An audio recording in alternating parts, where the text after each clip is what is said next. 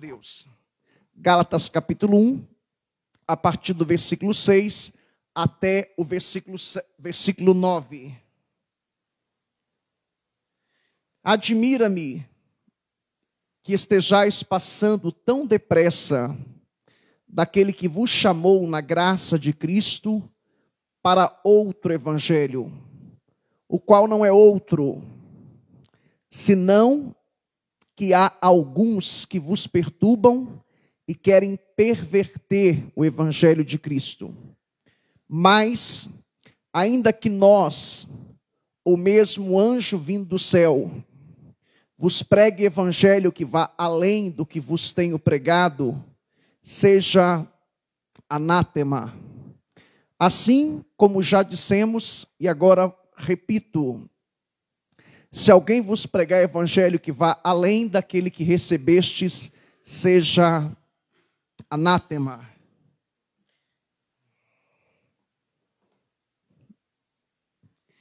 Muito bem, o apóstolo Paulo, ele escreveu essa carta.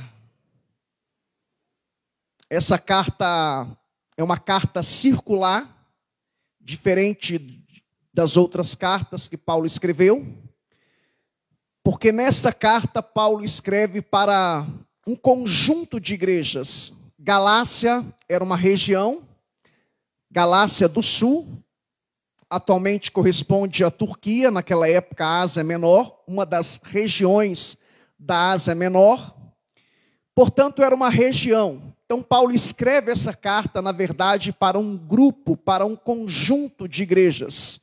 Antioquia da Psídia, Icônio, Listra e Derbe. Paulo escreve essa carta por volta do ano 48, 49 da era cristã. Portanto, provavelmente, esta foi a primeira carta que Paulo escreveu. Alguns acreditam que há um debate, entre Gálatas e 1 Tessalonicenses, mas provavelmente essa foi a primeira carta que Paulo escreveu, por volta então do ano 48, 49 da era cristã. Paulo escreveu essa carta lá da cidade de Antioquia da Síria, que era a terceira maior cidade do mundo, uma cidade com aproximadamente 500 mil habitantes. E Paulo, ao escrever essa carta, ele tinha dois propósitos em mente. Dois motivos, duas razões. O primeiro motivo de Paulo, ao escrever essa carta, foi como se fosse para uma defesa do seu apostolado. Por quê? Porque assim que Paulo fundou essas igrejas juntamente com Barnabé, por ocasião da sua primeira viagem missionária, Paulo agora retorna para a igreja mãe, isto é, a igreja que tinha enviado Paulo e Barnabé. Paulo retorna para Antioquia da Síria, e quando Paulo sai dessas igrejas, depois de estabelecer, de implantar essas igrejas, um grupo de judeus convertidos ao cristianismo, da ala radical, alguns acreditam que eles eram fariseus convertidos ao cristianismo, eles então foram a essa região que Paulo e Barnabé tinham pregado, estabelecido, implantado igrejas, Antioquia da Psídia, Icônio, Listra e Derbe, e eles então chegaram lá e disseram: olha, Paulo chegou aqui, pregou para vocês que o evangelho que a salvação é pela graça mediante a fé, porém, Paulo ele estava um pouco equivocado, ou ele se esqueceu, ou ele deixou de falar alguma coisa a mais para vocês. Na verdade, Paulo está certo, ele tem razão, porque se tratavam, esses judaizantes eram judeus, entre aspas, convertidos ao cristianismo. Aí o que esses judaizantes então disseram para as igrejas da Galácia? Na verdade, a salvação é pela graça, mediante a fé, porém, entretanto, todavia, contudo, vocês precisam observar a lei mosaica. Vocês precisam obedecer à lei de Moisés. vocês precisam de passar pela circuncisão, vocês precisam guardar a dieta judaica, vocês precisam guardar o calendário judaico. Então, é nesse contexto que Paulo escreve essa carta. E também, esses judaizantes disseram, olha, na verdade, Paulo não é um apóstolo original, Paulo é um apóstolo genérico, é um apóstolo de segunda classe, um apóstolo meia boca. Então, Paulo gasta alguns capítulos aqui para defender o seu apostolado. Ele trabalha essa questão da defesa do seu apostolado, que ele foi chamado pelo próprio Deus, e ele narra a sua experiência lá na Arábia, quando ele ficou possivelmente num seminário intensivo com o Senhor. Então ele está defendendo aqui o seu apostolado, que de fato ele era um apóstolo original, chamado por Deus, convocado por Deus, e ele dispunha da mesma autoridade que os demais apóstolos também dispunham. E Paulo escreve também essa carta, ela é como se fosse para defender o evangelho que ele ensinava e que ele pregava, que ele anunciava, que ele proclamava. Por quê? Porque os judaizantes estavam adicionando práticas ali no meio daquelas comunidades, como observância da lei, obediência da lei, dieta judaica, calendário judaico, a observância, obediência à lei. Então é nesse contexto que Paulo então escreve essa carta, para defender o seu apostolado e para defender o evangelho que ele, Paulo, pregava. Portanto, Gálatas é a carta mais apologética de Paulo, aonde ele defende com unhas e dentes o evangelho que ele recebeu do Senhor Jesus, conforme está em 1 Coríntios 11, 23, quando ele diz, olha, eu entreguei a vocês aquilo que eu recebi do Senhor. Bom, tendo dito isso, eu chamo a sua atenção para o primeiro ponto da mensagem. Gálatas capítulo 1, versículos 6 e 7. O abandono do evangelho. É isso que estava acontecendo lá naquelas igrejas da Galácia do Sul.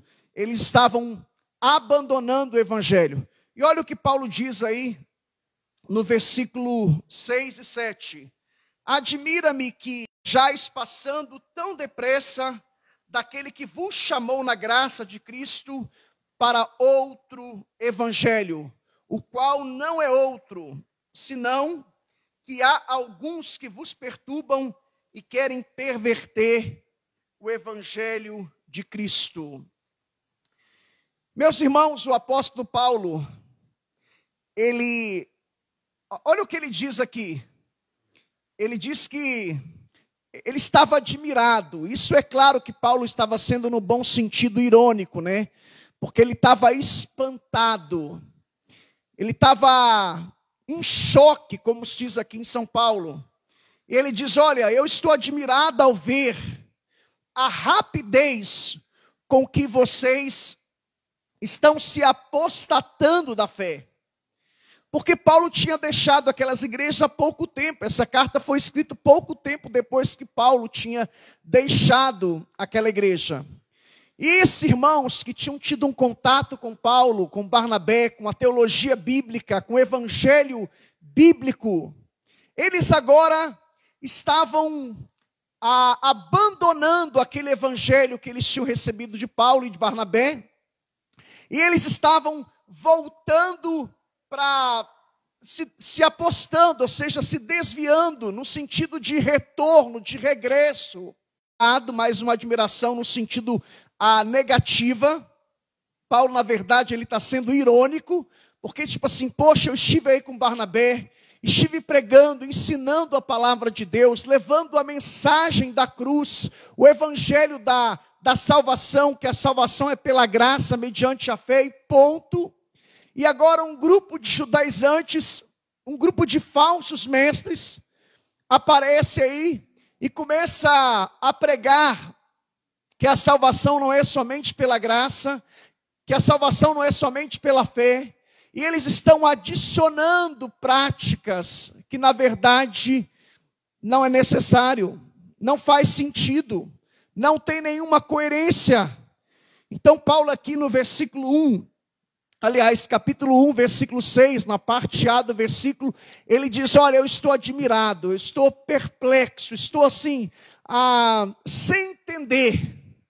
Como que pode? Vocês, em tão pouco tempo, já estão sendo assim enganados, fascinados, enfeitados por um outro ensino. E Paulo continua. Vou pedir ao Samuel pegar minha toalhinha aqui, por favor, Samuel, porque eu esqueci de pegar, porque está muito quente aqui em Taubaté. Então, na verdade, o que Paulo está dizendo aqui é que as igrejas da Galácia, isso é, as igrejas de Antioquia da Psídia, Icônio, Listra e Derbe, obrigado, querido, estavam trocando o verdadeiro evangelho por um evangelho falso. Eles estavam abandonando o evangelho da graça para colocar-se de novo debaixo do jugo da lei. Porque isso, 10 antes, eles eram legalistas. Eles queriam adicionar práticas que na verdade não era necessário, não era preciso. Eles estavam dizendo: a salvação não é somente pela graça, mediante a fé. Vocês precisam também guardar o sábado, por exemplo. Vocês precisam guardar o calendário judaico, as festas. Vocês precisam observar a dieta judaica. Eles estavam adicionando práticas que não combinavam com o evangelho que Paulo e os apóstolos tinham recebido do Senhor Jesus Cristo. Eles estavam, na verdade, se colocando de novo debaixo do jugo da lei. Irmãos, na verdade, Paulo fala também no capítulo 3, versículo 24, que a lei ela foi dada como aio. O que era o aio? O aio era como se fosse um professor. Naquela época existiam os escravos, né? E era muito comum os donos, os senhores, né? Eles tinham seus escravos, e esses escravos eram chamados de aio, que é professor. E eles tinham a função de levar o aluno para a escola e buscar o aluno da escola. Em alguns casos também eles tinham a função de ajudar nas tarefas, quando esses alunos chegavam de casa, o dever de casa. Em alguns casos eles tinham o dever também de ser o professor daqueles alunos. E lá em Gálatas 3, 24, Paulo fala sobre a finalidade da lei. A lei, ela aponta para Cristo. A lei nunca foi dada com o propósito, objetivo de salvação. Nunca. A lei foi dada com o propósito de mostrar para o homem que ele é um pecador. A lei foi dada para mostrar a ferida do homem. Ei, você é um pecador. Você precisa de alguém, você precisa de um resgatador, você precisa de Cristo. Então a lei, na verdade, ela sempre apontou para Cristo. E a gente vai ver nessa carta também Paulo usando o argumento que Abraão, que viveu 400 anos antes da lei, Abraão não foi justificado pela lei, mas sim pela fé. A salvação sempre se deu pela graça mediante a fé, tanto no Antigo Testamento como também no Novo Testamento. E esse é o argumento de Paulo em toda essa carta. Essa carta não é somente uma defesa do seu apostolado, mas também uma defesa do Evangelho. Salvação pela graça mediante a fé, irmãos. Nós não precisamos adicionar nada. Paulo está combatendo aqui o legalismo judaico, que tem que adicionar observância, obediência à lei mosaica, guarda do sábado, calendário judaico, dieta judaica, nada, circuncisão, nada disso é necessário. A salvação é pela graça, mediante a fé, e esse é o ponto de Paulo aqui, esse é o argumento de Paulo.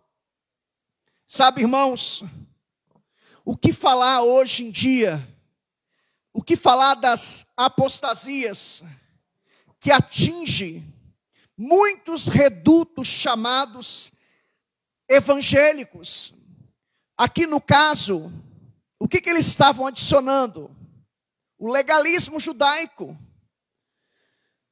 E hoje, quantas coisas estão sendo adicionadas, acrescentadas?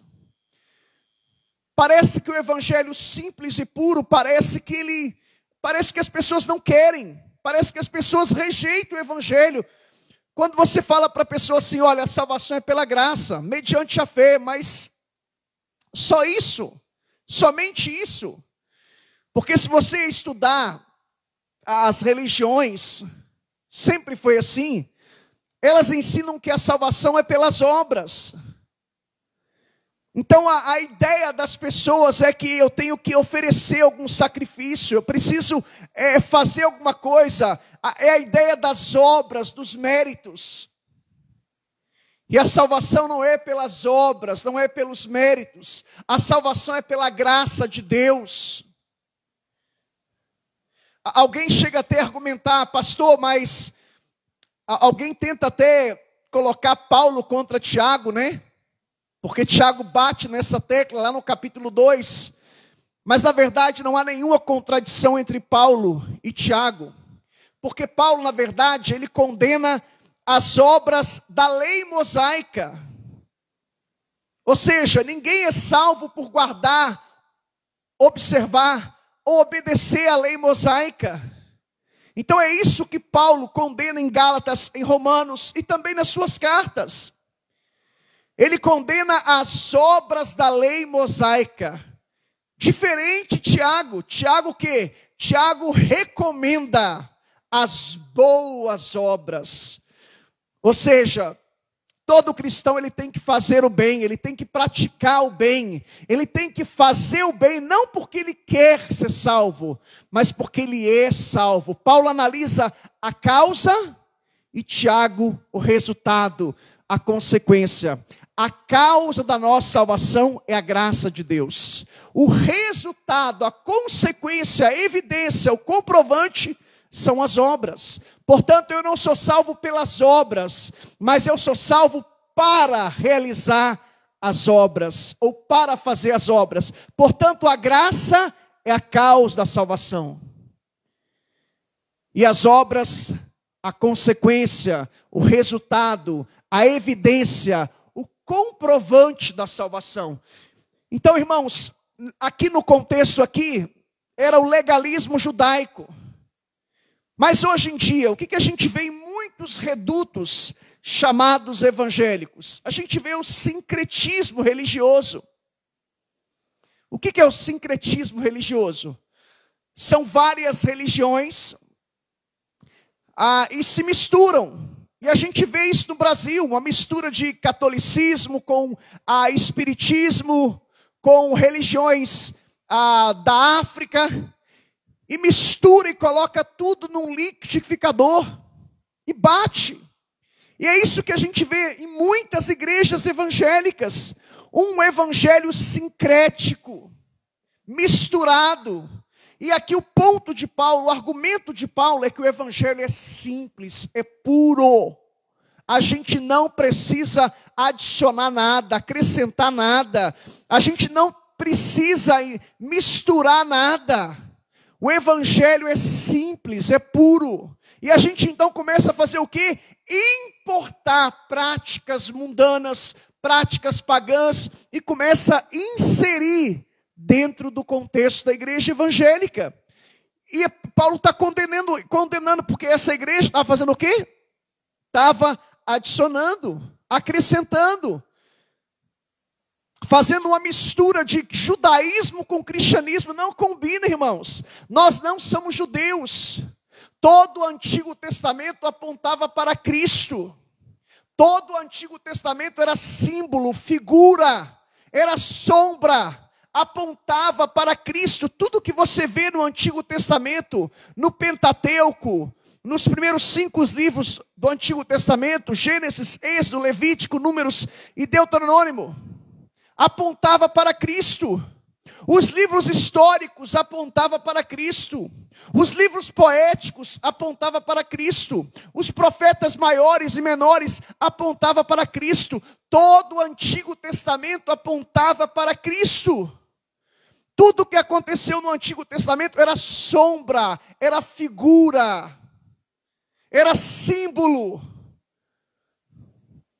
E o pessoal está fazendo o que aqui? Um mix, misturando judaísmo com cristianismo. E a gente não vê isso hoje. Muitas igrejas trazendo coisas do Antigo Testamento. Tem igreja que tem candelabro, chofar, quipá. Alguns pastores se vestem como judeus. Queridos, isso tudo ficou para o tempo do Antigo Testamento. Não se aplica a nós cristãos. Não se aplica a nós cristãos. Algumas igrejas ensinam que você tem que ter uma dieta, pode comer isso, não pode comer aquilo, pode beber isso, não pode beber aquilo. Não tem nada disso. O Concílio de Jerusalém, Atos 15, revogou, aboliu tudo isso. Tem igreja que ensina que tem que guardar o sábado. Nada disso se aplica. Jesus ressuscitou no domingo. Não há nenhum texto no Novo Testamento que diz que nós temos que guardar o sábado. A igreja primitiva se reunia aos domingos. É só você ler a patrística, a história da igreja, a teologia histórica e a própria Bíblia, a teologia bíblica.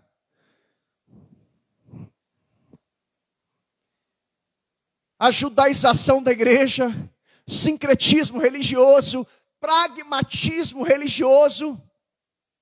Pragmatismo é a ideia de não é o que é certo, é o que dá certo.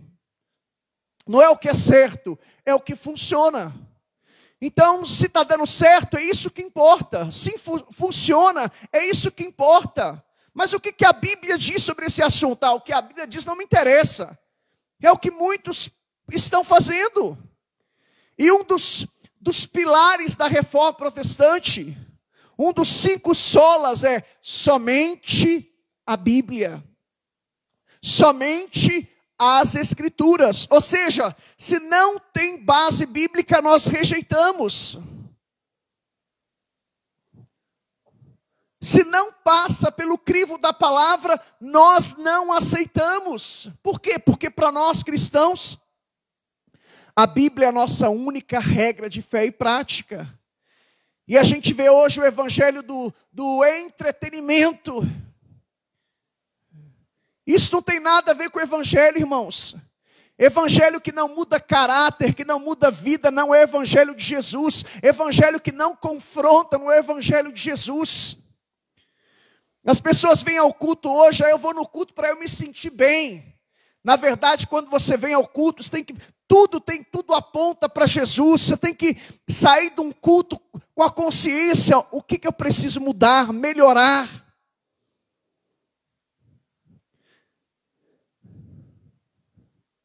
Evangelho que não confronta, não é evangelho de Jesus.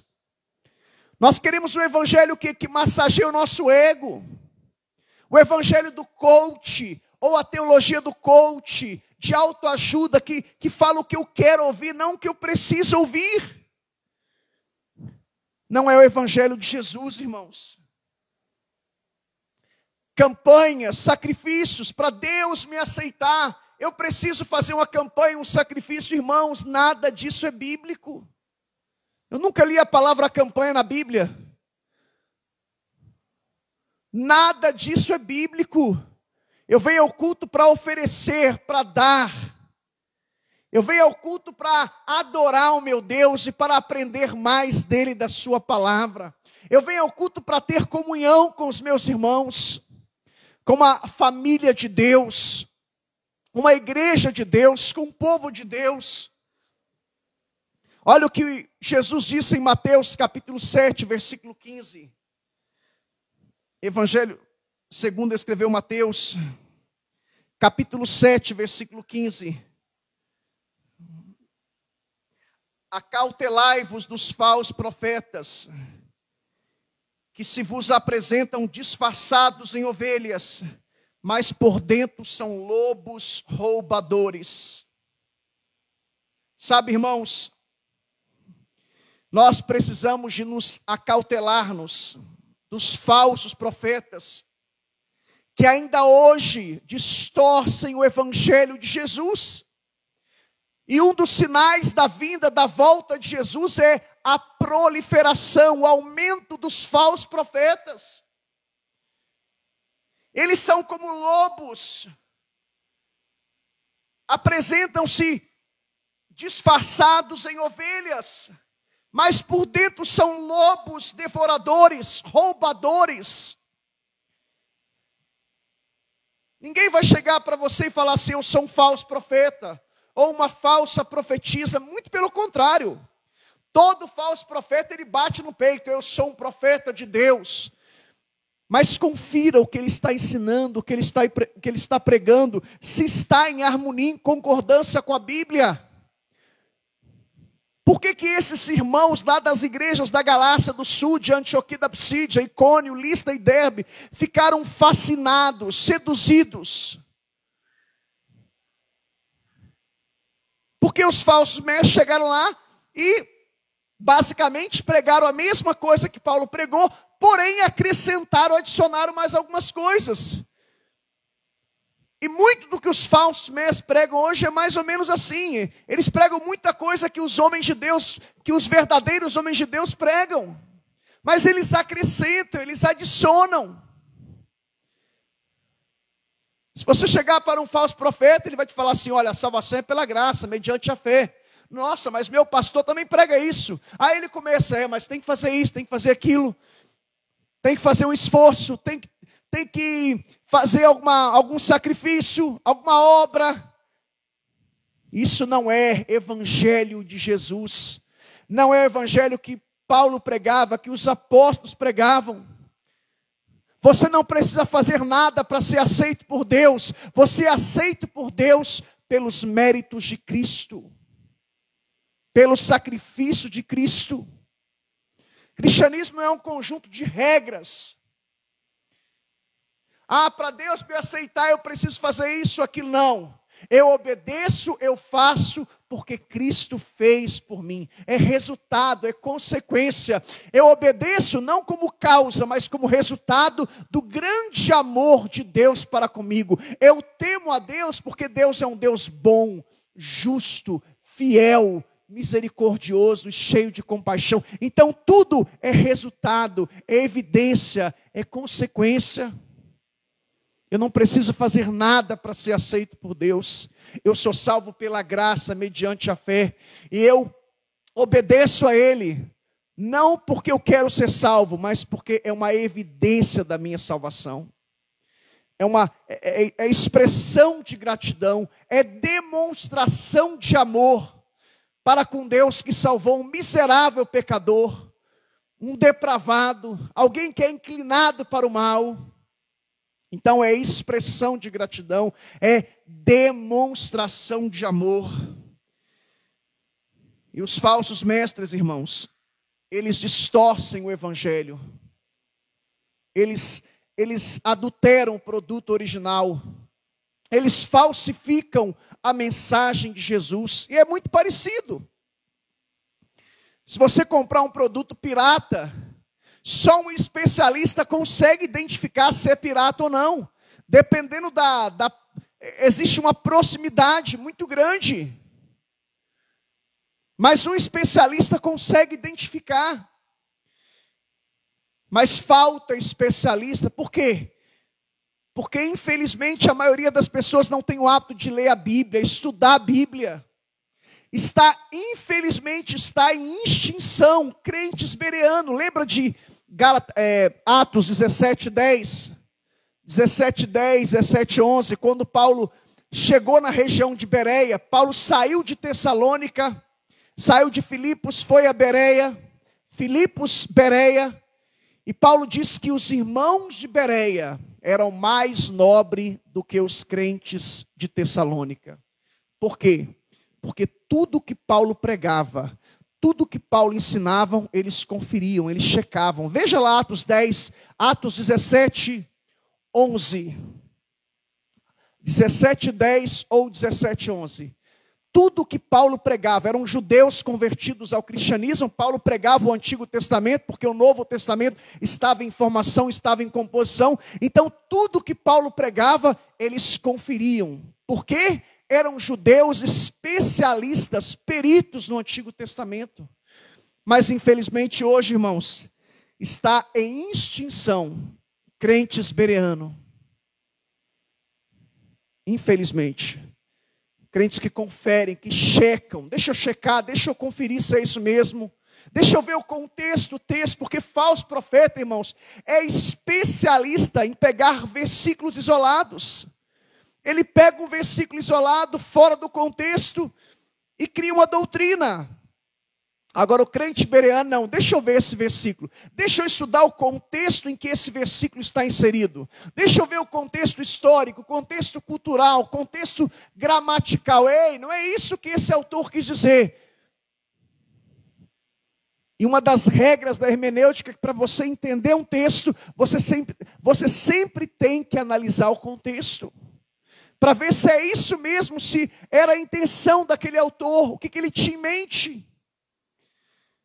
Precisamos de crentes bereanos, crentes que checam, que conferem o que está escrito. Sabe, irmãos, eu concordo com o reverendo Augustus Nicodemos, quando ele diz: chega de ficar jogando a sujeira para debaixo do tapete, em nome da comunhão, em nome do politicamente correto. Sabe, irmãos, se Lutero pensasse assim, estaríamos até hoje adorando imagens e rezando em latim. A máxima hoje uma releitura, uma reinterpretação aquela máxima que a gente cresceu ouvindo, né? Ah, aquele político é ladrão, ele rouba, mas ele faz. Olha o que ele fez aqui na cidade. Nós podemos trazer isso para o nosso campo evangélico. Ah, fulano de tal prega heresia, mas ele ganha alma. É o que acontece no nosso meio. Ah, fulano de tal prega heresia, mas ele ganha alma. Primeiro que ninguém ganha alma para Jesus. Somos apenas instrumentos. Deus é a fonte da salvação.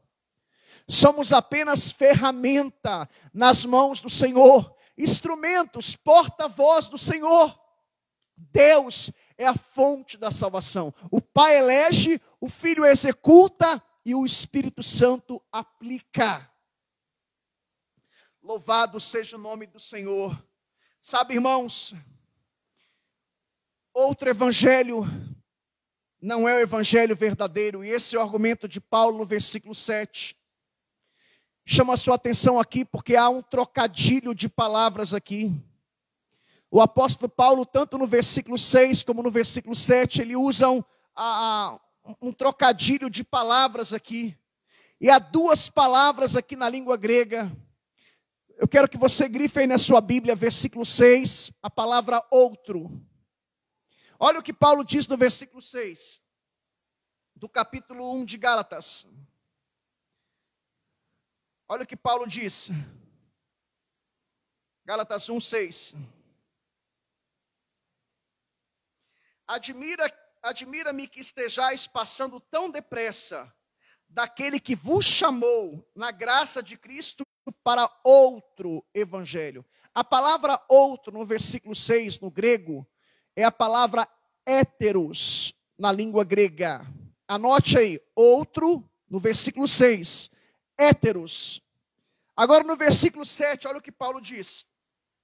O qual não é outro, senão que há alguns que vos perverteram, a quem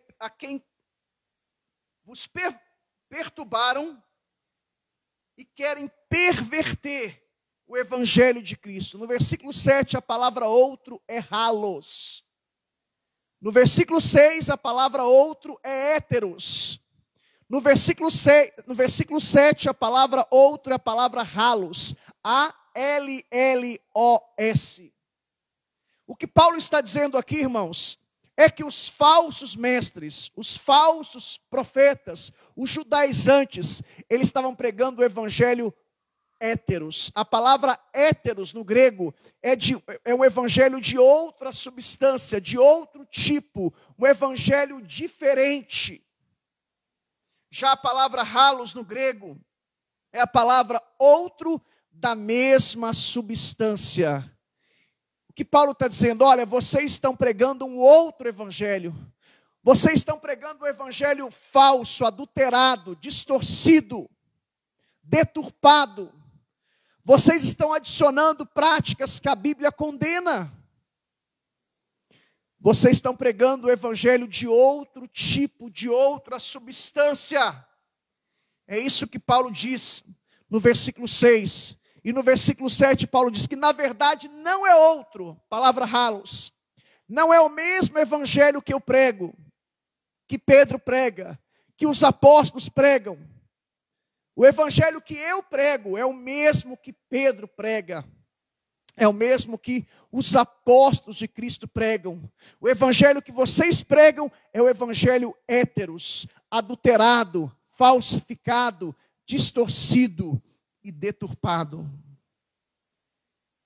Irmãos, e é isso que nós vemos hoje, irmãos. O evangelho héteros, infelizmente, ele está predominando em muitos redutos chamados igrejas evangélicas. Um evangelho adulterado, falsificado, distorcido, um evangelho deturpado. Mas o evangelho que Paulo pregava era o evangelho da graça de Deus. É o que está lá em Efésios 2:8. E esse é o verdadeiro evangelho. O evangelho da graça, da salvação pela fé em Cristo Jesus. Efésios 2:8 diz, vamos ler esse texto de Efésios 2:8. É um texto bem conhecido. Efésios 2:8. Porque pela graça sois salvos, mediante a fé. E isto não vem de vós, é dom de Deus. A salvação é um presente de Deus. A salvação, alguém já disse que não é como um mergulhador, não é como um salva-vida que joga uma boia para alguém que está morrendo afogado, não. A salvação é como um mergulhador que pula do helicóptero, vai lá no fundo do mar para ressuscitar um defunto. É isso que é salvação. A salvação é um presente de Deus. A salvação é pela graça, mediante a fé. E isto não vem de vós, é dom de Deus. Se alguém te disser que tem que adicionar alguma coisa, acrescentar alguma coisa, a salvação é pela graça, mediante a fé, mas, é mentira. Rejeite esse ensino. A salvação é pela graça, mediante a fé e ponto. Não precisa, não é necessário adicionar mais nada. Não somos salvos pelas obras, pelos nossos méritos, porque não temos mérito nenhum. Salvação não é pelo esforço humano, não é porque eu sou bonzinho, eu tenho crédito com Deus, não tem. Salvação é pela graça, mediante a fé. Olha o que diz o verso 7 aí. O verso 7 diz que esses falsos mestres estavam perturbando as igrejas de Deus. A ideia de perturbar aqui no grego, irmãos, é a ideia de induzir os crentes a deixarem o cristianismo puro e simples. É isso que os falsos mestres fazem. E eles vão adicionando práticas, eles vão acrescentando evangelho do entretenimento, teologia do coach, teologia da prosperidade.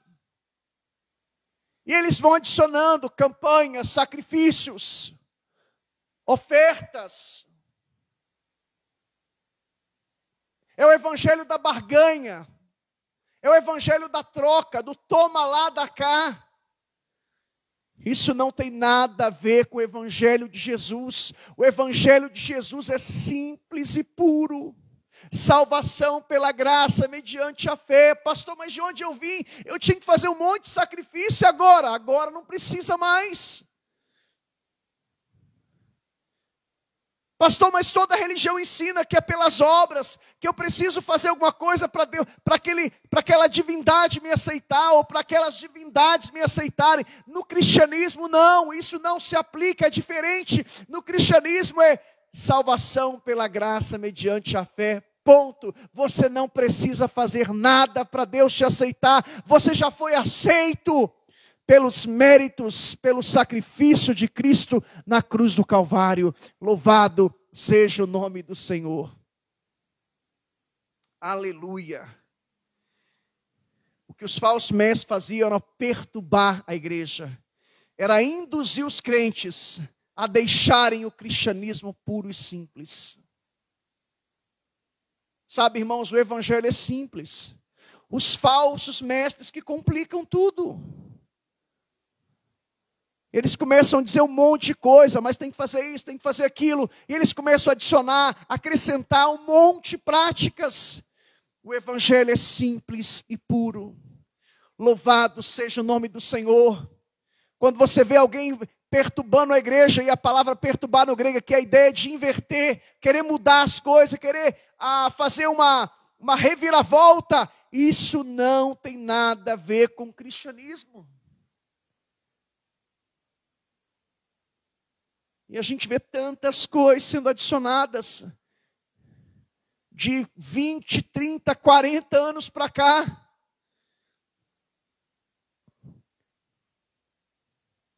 Por quê? Porque parece que isso aqui não é suficiente, não basta. Estão adicionando um monte de coisa. E a gente vai fazendo o quê? A gente fica de camarote assistindo. Mas nós não podemos aceitar, nós temos que combater e fazer o que Paulo disse. Esse evangelho é outro evangelho, é héteros. Nós não aceitamos, nós não queremos nada. Nós só queremos o evangelho da graça, salvação pela graça, mediante a fé e ponto. Nós não queremos teologia do coach, nós não queremos teologia da prosperidade, nós não queremos o evangelho do entretenimento, nós não queremos retroceder. Louvado seja o nome do Senhor. Aleluia. Chama a sua atenção para o versículo 7 ainda. Olha o que diz o versículo 7. Os falsos mestres pervertiam o evangelho. A palavra perverter aqui, irmãos, na língua grega, como diz, significa inverter. É isso que eles faziam. Eles não só perturbavam, como eles pervertiam e eles induziam os cristãos a deixarem o cristianismo simples e puro. Versículo 8 e 9. Para fechar, para concluir, versículos 8 e 9. Olha o que diz os versos 8 e 9. Gálatas capítulo 1, versículo 8 e 9. Mas ainda que nós, ou mesmo um anjo vindo do céu, vos pregue evangelho que vá além do que temos pregado, seja anátema. Assim como já dissemos, e agora repito, se alguém vos pregar evangelho que vá além daquele que recebestes, seja anátema. Seja anátema.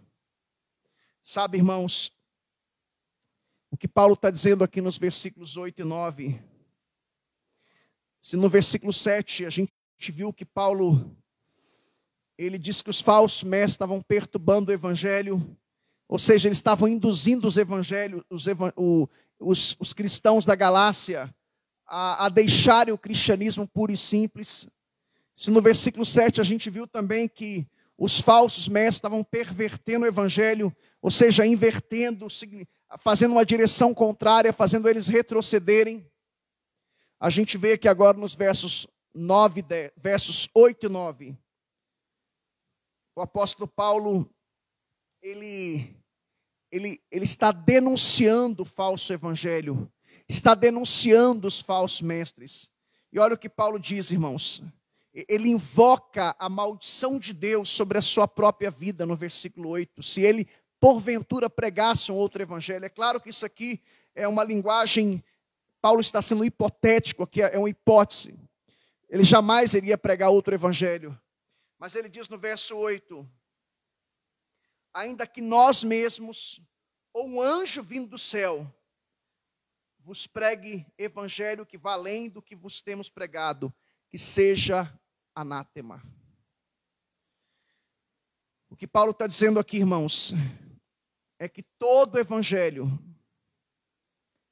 que é um evangelho diferente, contrário ao evangelho que está no Novo Testamento, o evangelho que Paulo, que os apóstolos pregavam, esse evangelho tem que ser rejeitado. A palavra anátema aqui é a ideia de condenado. Então, o que Paulo está ensinando nos versos 8 e 9 é que nós devemos denunciar os falsos mestres e também o falso evangelho.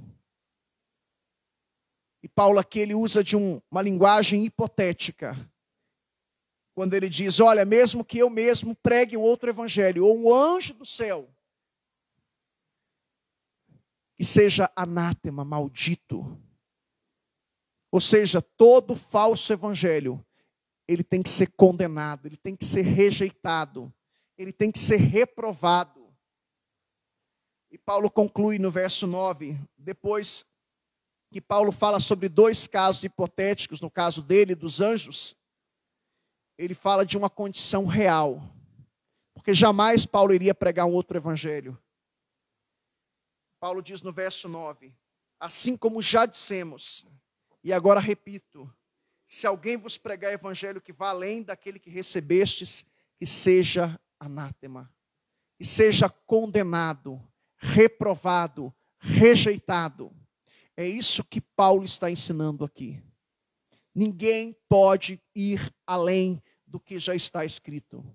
Paulo diz em 1 Coríntios 11, 23, eu entreguei a vocês o que eu recebi do Senhor. Fiquemos com a palavra de Deus. Eu quero orar por você nesse instante. Nosso Deus e nosso Pai, em nome de Jesus, eu oro por cada vida, por cada pessoa, e eu te peço, Senhor, em nome de Jesus, venha abençoar cada vida, cada família, cada pessoa que participou com a gente dessa transmissão ao vivo. Que o Senhor Deus te abençoe, meu irmão, que Ele abençoe a sua casa, a sua família, seu trabalho, seu ministério. Em nome de Jesus, é a minha oração, é o meu desejo, que o Senhor Deus te dê discernimento espiritual para discernir o falso do verdadeiro, que você seja um instrumento de Deus para combater os falsos mestres e o falso evangelho, porque um dos sinais da vinda de Jesus seria a proliferação, o aumento, a multiplicação dos falsos mestres. Que sejamos como os crentes bereanos, que possamos checar, conferir, que possamos viver de acordo com a palavra do Senhor. Em nome de Jesus, que o Senhor Deus te abençoe em todas as áreas. Em nome de Jesus, Senhor, ajude-nos a permanecer firmes na Tua palavra. Que não venhamos ser seduzidos, Senhor, enfeitiçados, enganados pelos falsos mestres.